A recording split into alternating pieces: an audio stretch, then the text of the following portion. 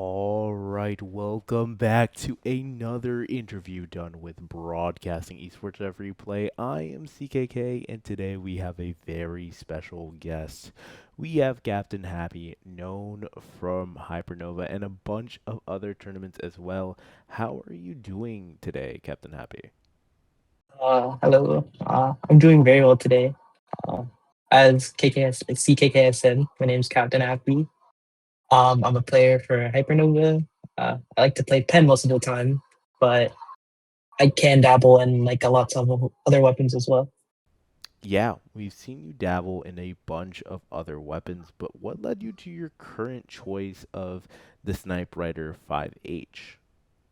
Uh, I would just say when Pencil first came out, I really liked the playstyle of it, but unfortunately, it wasn't really at the place to where it could be played in the meta. So I kind of just, ignored it until I saw Dizzy playing it not too long ago, or like into, I guess when Pencil started becoming meta again, or starting to become meta. And I was like, this thing could probably actually work, and I started playing it off and on from them, and then it became meta. So I started playing it a lot more often from there, I guess. Oh, okay. Okay, I see. So you were kind of one of the early Yeah, adopters, like, oh, wait, this has potential. You guys need to tap in. yeah, but I didn't push it. Unlike Disney really did push it, and I kind of regret that because I probably could have pushed it very far if I just started playing it earlier on. Yeah, yeah, exactly. It kind of reminds me of that one graph. I don't know if you've seen it before, but it goes like, oh, the pioneers, the early adopters, the mainstream, and the laggards. You were in the early Yeah, adopters group. You saw someone do it, and you decided, oh, it's time to jump ship. yeah, exactly. So were you always playing a lot of backlines, or were you playing something completely different before the pencil revolution kind of became meta and everyone started picking it up and using it? Um, I was more of a flex player before the Pen Revolution came in. Uh, I pretty much played anything that a team needed me to play. I know some of people might have known that I played on Wipeout Punks before they disbanded, and from that team, they pretty much let me play whatever I really wanted for the day or like the week. So it ended up being really weird because I know early on in S3 I played Tetras with Stamper. Uh, I know in S2 I played Brush. I also flex Charger a lot. I was also a roller main for a little bit as well, but I think up until more recently, I'll say like the past half a year, I've been exclusively playing pen. But before then, I was exclusively a flex player that would play anything. So You know the drill. If you are watching, you're part of the action. Hit that sub button so you don't miss a single beat. Now, let's continue with the show. Yeah, that's awesome to hear. It's funny to me that you really did play whatever. You went from these flanky, very aggressive frontliners that play in your face to now playing these very consistent, slow, disciplined backlines like the pencil.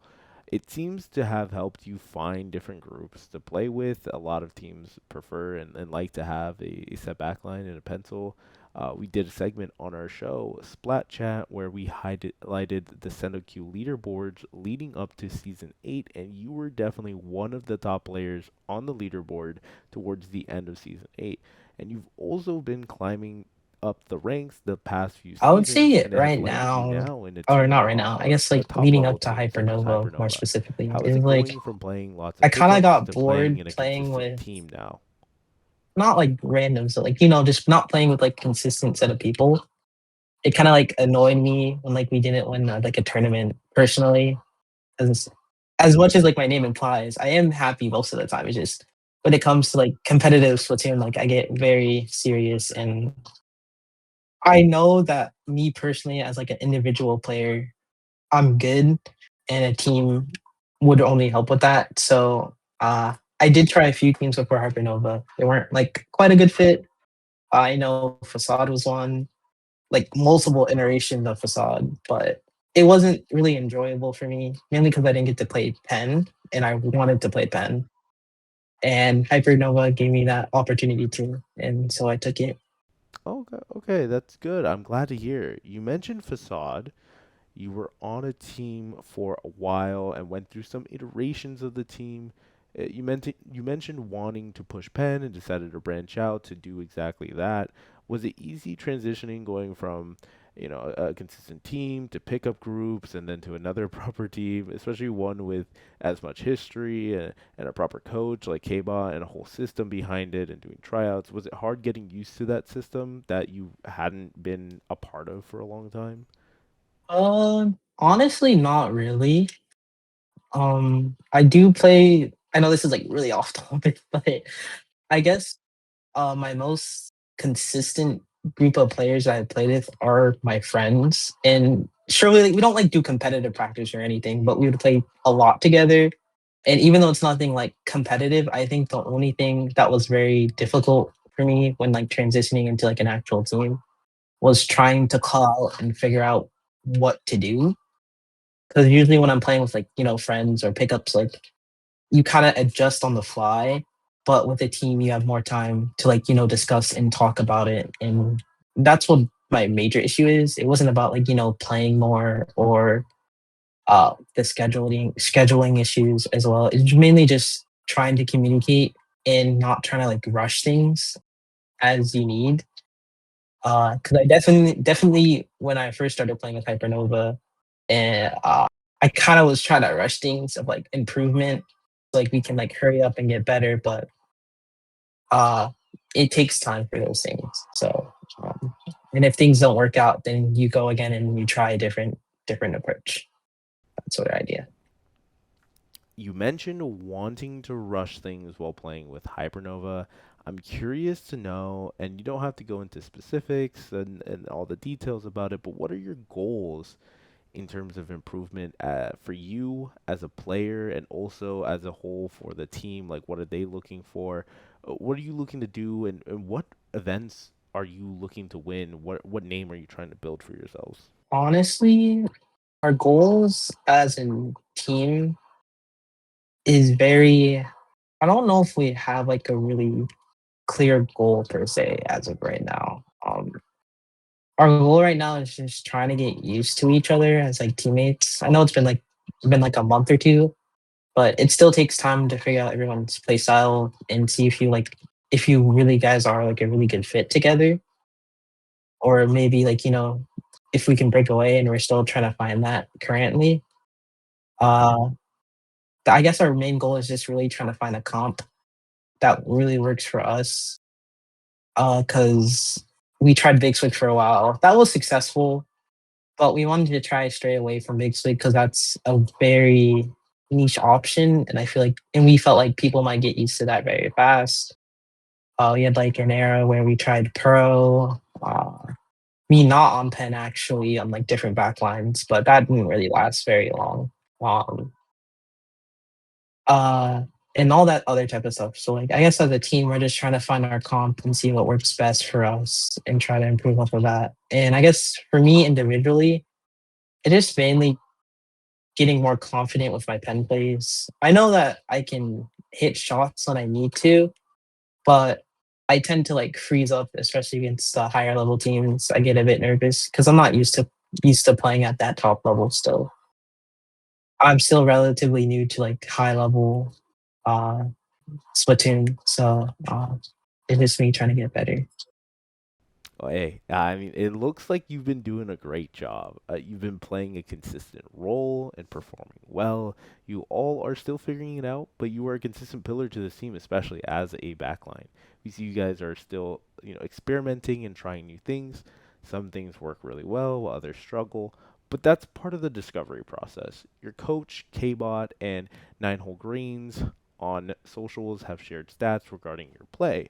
Primarily, that happy does not go down. You've done really well in not getting splatted in your playstyle. Can you tell us how you managed to keep this stat so low and what part of your gameplay really allows for this stat to really be present? Ironically, I personally don't really know myself because I tend to like to play a more aggressive style of pen. I think it mainly has something to do with my teammates and the playstyle that Hypernova does. If in that ultra aggressive type comp. because they're always trying to run into like the enemy's face and whatnot.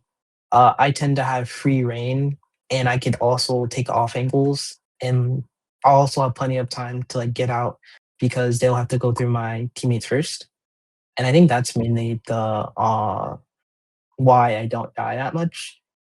But I also think that's also a really major reason why my deaths are so game changing, I would want to say, because whenever I would die, the team kind of falls apart in terms because I'm like the really hard anchor, and if I'm not there, the team we're opposing has really much free reign to run into my teammates, and so I need to play my life as much as possible, but also try to give that aggression towards my teammates so they can easily take space with Synapse 52 Cal or Henma Vipers, etc. Yeah, yeah, absolutely. It seems that this playstyle works out for you. Your teammates are very aggressive and successful at securing picks while you secure the fort. Um, Looking into the bracket, though, you went from going down relatively early in the top 8 bracket, especially in the first few weeks, but this past week you made a top 3 finish. I know you might say that the big 3 teams weren't present, but it is still an impressive finish against good competition. How were you able to pull this off? I know this is like what every top player says, but I think it's honestly mental. I think at the level that you're playing at, you guys are almost pretty much equivalent in skill level. It's mainly like how do you use your brain to make plays as a team, and you can't just get discouraged by losing to a top team multiple times. And the whole point of like you versing actually against top level teams is to try to understand what they're doing right. Like, why is it making it so easy for them to defeat you? As well as what can you do better as an individual and as a team. And I feel like if you just have that mental to continue pushing forward, even though like you're like you're getting smashed by like the other team, just to continue pacing forward and continuing practicing and discussing things as a team. And I think on also another point I want to make out for like any like mid levels or low levels out there is that it's okay to stray away from playing with the team, even though like maybe it's like a group with your friends that like you made like a long time ago. And sometimes, yeah, like you can do well sometimes, but like sometimes it might be best to split up for a little while and see if anything else works better and then come back together as a team as well. Because sometimes getting those different experiences might help you formulate new ideas, or maybe a different team might be a better fit for you, like play style wise, etc. So As the namesake goes, you have a pretty good mentality on the game, it seems. Would you say that you're normally the one that keeps energy high and morale boosted during a game, or is there someone else on the team that does this?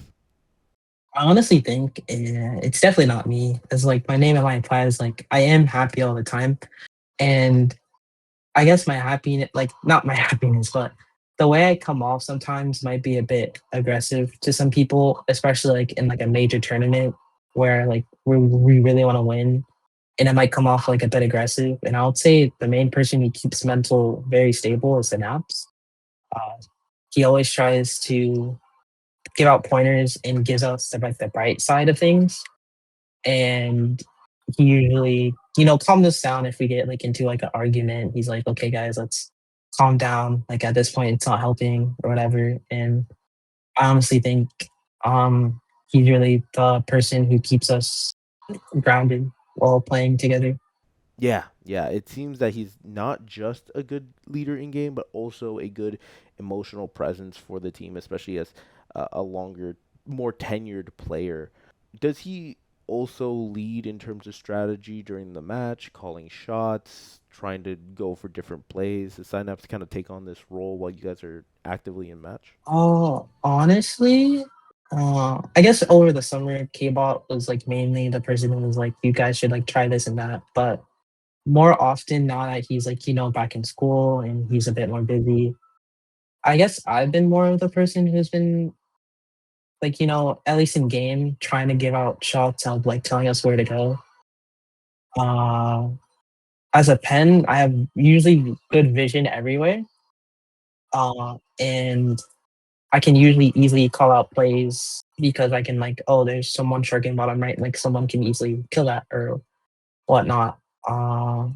So right now it's really me, but if K-Bot is available, it's usually him because he can legit see over the entire field on spec. So, so yeah. All right. So, not a lot of teams have a dedicated coach like yours. We are in a bit of a coach crisis where a lot of top level teams don't have coaches. Now, it's not a necessity. It's not super necessary that every team has a coach. As a matter of fact, a lot of teams perform really well without one, but it's absolutely a luxury. Have you had any coaches on your previous teams? And if not, what impact has having a coach on this team had on you as a player? The one coach that I had was during Wipeout Punks. His name is Frosty. Uh, he's not very much active into the community today, but he very much was in S2, a little bit towards S3. Uh, he is he was very much like K-Bot. He would like legit criticize almost everything that you did, like good or bad. And he'll say you can like always improve upon that. And in that same way, K-Bot is very much similar to that. But I think the only difference is that back in Wipeout Punks, I was playing more an aggressive role. So a lot of eyes were on me, so I had like a lot more critiquing by Frosty. But because I'm on pen here, on Hypernova, Kbot doesn't necessarily, critique me in particular. He tries to look at my teammates and then looks at me if like I'm doing something wrong. But it's usually if I'm not alive, then my teammates are like, not protecting me or whatnot. But honestly, the one thing K-Bot, I don't feel like that K-Bot realizes is when he's like coaching our front lines is that when you like tell him what to do, I know as like a pen player what I can do better to help support them better, and I feel like he's indirectly doing that. And yeah. Yeah, yeah. As you could see, it's kind of like a high tide raises all ships kind of Yeah. mentality here. You know, Mhm. the entire team gets some advice and you get some as well. It helps give you that perspective. It also, kind of makes it like a protect the president kind of play style that, Game On forces y'all to get into. Exactly. Um, Yeah. but going into it, you mentioned having a group of friends that you play with casually, and they help you with your mental and everything, and taking a break from competitive Splatoon. Were these friends the ones that got you into competitive Splatoon, or even just Splatoon in general? Like, where was your start in the community and in the scene as a whole? I actually would say my friends introduced me to competitive Splatoon, or like they helped me into it. But I found competitive Splatoon actually like a week or so after I first got YouTube. I think I got YouTube around when I was like 12, which is like in this day and age, it's like very late. But for me, Really? it was Oh, very that's exciting. that's old. I think that's the This same ain't age, age yeah, I got getting it. yeah. I guess like today, it's like more. It's like you get YouTube when like you're like 5 or 6, maybe even younger. But yeah, but I got it when I was like 12, and I was really into Nintendo at the time, so I subscribed to Nintendo. And I so happened to find this YouTube video of I want to say 2016 World Championships of Splatoon. I want to say, but that was like all the way in like 2019. Like it was years prior. Uh, and I watched it. I was like, this is kind of interesting. Like I haven't even heard of Splatoon before. And so actually at my cousin's house, he had the original Splatoon. And so I tried it out one day, and I mainly only played the campaign, but I really did like the movement, and it was like very different compared to other games that I played, and I really fell in love with like the style of games. And later on, the Switch 2 came out, and I honestly didn't know Splatoon 2 was getting released actually when the Nintendo Switch first came out, and I think I went without it for like a year and a half, and then I randomly found it on YouTube again, like Splatoon 2. And I immediately bought it, and I've been playing it like that for, I was saying, it has to be. When did I get it? Around when I was like 10? No, not 10. Say like 4 years now? I don't know. I really don't know, but it's been a while. It probably hasn't been 4. It's probably been longer, but I'm just gonna lowball it and say 4. And once I hit the age of 13, when I was allowed to get Twitch, I think because like like license agreement, 13 or older. Uh, I looked on Twitch. I saw Splatoon stream, and that's how I got introduced to like my first group of friends in Splatoon, and I actually still play with them today. Wow, that's an amazing story. I Yeah. can find my own and yours, and I got into Splatoon very similarly. One thing I did want to ask, though, off topic, real quick, is since we're touching on games in general and whatnot, we'll get back to Splatoon in a second. I was told by an informant that you are actually really into the Hoyoverse games and other gotchas as well. Trust me, there's plenty of us. I have spent too much money on Genshin Impact as is that I'd like to admit, but now everyone is on Musabe, but that's so different. Tangent. What's your favorite Hoyoverse game, and tell me a little bit about your account and what's your favorite characters and everything. um, my favorite Horrorverse game right now is Honkai Star Rail. By far. I did start off with Horrorverse games or like gotcha games in general with Genshin Impact. I kind of fell off in that game though because there was like a lot of things to do, and because you didn't start in the beginning, it was very overwhelming. I tried to get them all done, and then they'll get piled back up with like new updates and stuff. So I just decided to quit the game. I was actually exclusively free to play on that game, and then around the time I quit, Genshin Honkai Star Rail released, and I started playing that because it was like a lot easier to manage because turn based, as well as like the autoplay feature. And I've been playing it pretty much off for release. I am not a whale in that game. I'll say I've spent a good amount of money in that game that I would like to admit, but um, I think for like the past like 4 or 5 months, I've been free to play. So um, that's like nothing to boast at, but I'm turning back to like a free to play, and I guess my account, I pretty much have almost all the meta characters, pretty much, but not all. My favorite character by far is the Herda, and I will always main her. I actually got her E2 as an F2P, so I was really excited about that. Wait, as a free to play, that's impressive. That's huge. It does look fun. Yeah, E2S1 really. So I was really happy about that, and yeah, and then I also play ZVZ. Uh, I don't play it because I'm a gooner. Like, please don't say that. I like the combat. People are always like, "Oh, it's a gooner game." I play it for the combat. I really do like the combat. First started playing it when it first released, and then I kind of fell off for like the next couple months, and then I came back to it recently, and I've been loving the game. So That's yeah, awesome. You're gonna have to teach me Zenland Stones here. I tried Honkai Star Rail, but by the time I did, I said gotcha games have taken too much time off of my lifespan. They have taken so much of my time and my wallet, truthfully. But you'll have to show me the ropes. I love that. I love that. Yeah. Now, if you have any questions, feel free to ask Captain Happy about their E2 Herta. But yeah. her So E2 I is wanted to get really. to one last Oh, question. sorry. Oh no, Continue. no, No, go for it. you go. No, no, no, I really, was just it's saying her fine. E2 Don't worry was about pretty it. simple, but Yeah. it's a that's special. It only makes it Yeah. easier. Yeah, yeah. I know some characters you get one of the Eidolons and it completely transforms the character, so I wasn't entirely sure if you Yeah. really wanted, you know.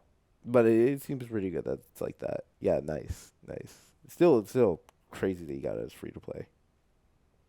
But yeah, going back to Splatoon, You're still learning with Hypernova and still figuring yourself out as a player. Now that you're going into higher level play, what is a team that you're near the top that you would consider a rivalry? One that's, giving you consistently a hard time or just hard to beat, or honestly one that you just have a back and forth record with. What's one that you would consider a rival, or one that you actually just like want to take down? Right now, I would say it's Moonlight for Hypernova. I know, but prior to this, I think we were up like 2 sets against them, and then once the Mhm. sorry, and we were good rivals against them. And then during the NA League, I think we lost to them a couple of times. And I would say our sets are usually pretty close, but I feel like as rivals, whenever we verse each other, it's like very intense. I know Moonlight has been like experimenting with an e-leader comp, and so we've been trying to like figure out how to not counter like e-leader specifically, but our comp kind of has like slowed down against leader, so we're trying to find ways to like speed it back up to like how we were when they were playing 10. uh I'll say that's the main rivalry. Another one might be Bet, but I honestly we haven't played against them enough to like really say. But I think once like Bet is coming back, I know that for sure. So as we verse them more, we'll see how that goes. So Absolutely, especially on the point. They have been giving people a puzzle to solve, and you all, as in like Hypernova, has had the solution for a while, but now they've come up with a new puzzle to solve, and now everyone has to figure it out from there. It's like an escape room where you've advanced to the next room, and now you need to solve it. I'm excited to see how you and other teams such as Bet face off in the future weeks of the NA League as well. You and Bet had some exciting sets, and dealing with the aggression from players like Zero and Bet must have been difficult, as he's always hunting you down. Is a player like Zero one that is a thorn in your side, or something that you need to consider? for me personally, no. It's usually what usually happens is like he might shark for like a very long time and he might pick me off, but like personally, it's not very annoying. It's just like something you get used to as like a pen player. Like someone's always gonna like try to rush you down. Like you're never gonna always have that freedom to do whatever you want. So it's honestly just something you have to get used to as a pen player. And yeah, Okay. Yeah, yeah, he's not the first one. Okay, okay, that makes sense completely. yeah, There's a lot of people who try to go for the pencil player, so that makes sense. yeah. That's It's good. I'm glad to hear that you're not too worried, and you know, you got that going for you. And we're looking forward to watching you play in the future weeks of the NA League and whatever events, tournaments, pickups, and teams you play in the future. But again, thank you so much for coming on and sharing your story. Is Before we wrap up, is there anything you want to tell the audience? Is there anything you'd like to leave off on? I wanna just say that if you're like a low level or mid level player, uh, you can still make it very far. You have to continue to keep grinding, and you will make it there. I was like in your shoes not too long ago. You just need to have a chance, or you have to make chances for yourself, and don't be afraid to reach out for other top players. I know, like I was in the same boat. I was always scared to like ask top players for advice, but we are a very warm and welcoming community, and we're always happy to help lower level players and give advice as well. So if you have any questions, please DM me at captain at the underscore SBL. And also, I like to give a shout out to any members of Wipeout Punk. So that goes to Yogi, John, Stan, Frosty, uh, Rin. Like they were the first ever people who believed in me as a player in comp, and I just want to give a huge shout out because if it wasn't for them, I might not be where I am today. And yeah, I also want to give out two shout outs to these are like really lesser known players, but Mia, she's not a wiper player. Please don't confuse her with a wiper player. She's somebody completely different. Quan, he used to be a top level player in S2.